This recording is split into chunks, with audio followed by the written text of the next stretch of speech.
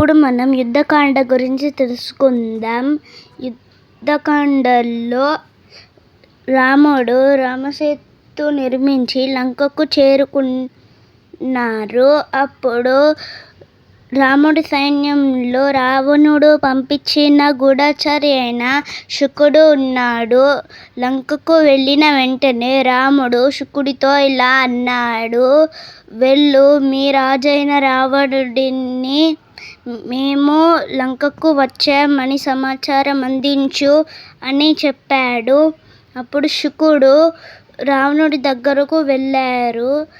శుకుడు ఏమి చెప్పాడంటే, వానర సైన్యం లంకకు వచ్చేసారని, వారు కోట్ల సంఖ్యలో ఉన్నారు అని శుకుడు రావణుడితో చెప్పాడు.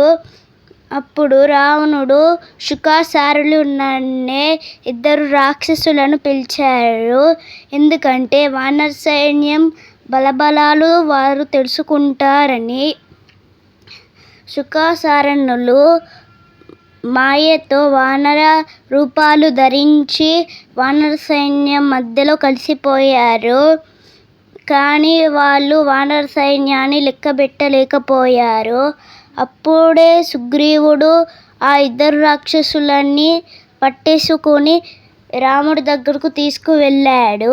అప్పుడు రాముడు, మీరు మా బలబలాలు తెలుసుకోవాలని వచ్చారు కదా, అయితే మా బలబలాలే తెలుసుకొని వెళ్ళుమని రాముడు వాళ్ళతో అన్నాడు. అప్పుడు శుకాసారణులు ఆశ్చర్యపోయి వెంటనే రావణుడి దగ్గరకు వెళ్ళారు.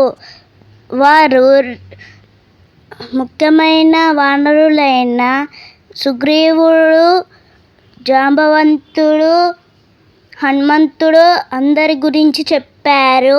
అప్పుడు రావణుడు ఆలోచనలో పడి యుద్ధ వ్యూహాన్ని రచించాడు.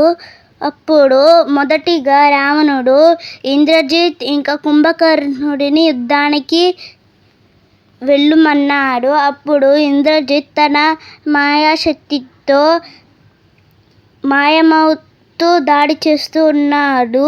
అప్పుడు ఇంద్రజిత్ వేసిన నాగాస్త్రానికి శ్రీరామ లక్ష్మణులు మూర్ఛపోయారు.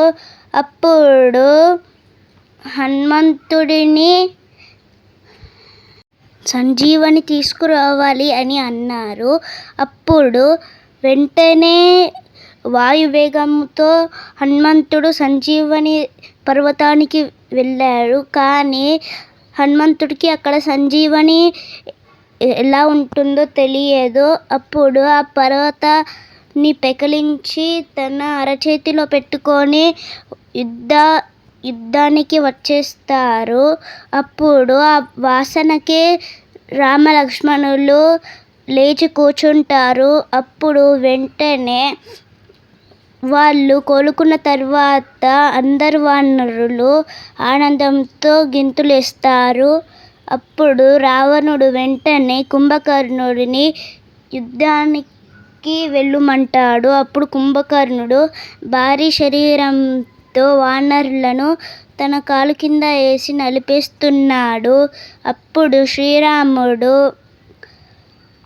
ఆగ్నేయాస్త్రం వేసి కుంభకర్ణుడిని సంహరిస్తారు.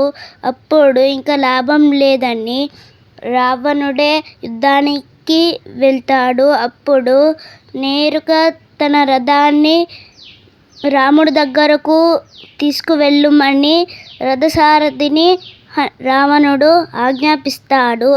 అప్పుడు రథసారథి నేరుగా రాముడి దగ్గరకు రథాన్ని తీసుకొని అక్కడకు వెళ్తారు. అప్పుడు శ్రీరాముడు ఏమో నీళ్ళ మీద నుండి యుద్ధం చేస్తే రావణుడు రథం పై నుండి యుద్ధం చేస్తున్నాడు.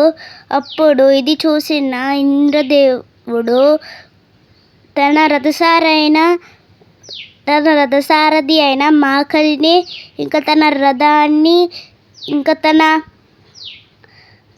ధనుసుని ఇచ్చి మాకలితో పంపిస్తాడు.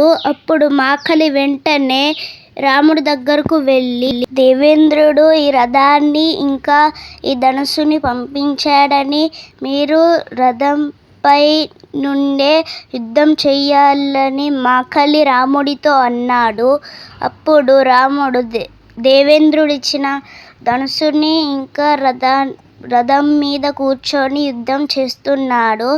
అప్పుడు మాకలి రాముడికి ఈ సలహా ఇచ్చాడు.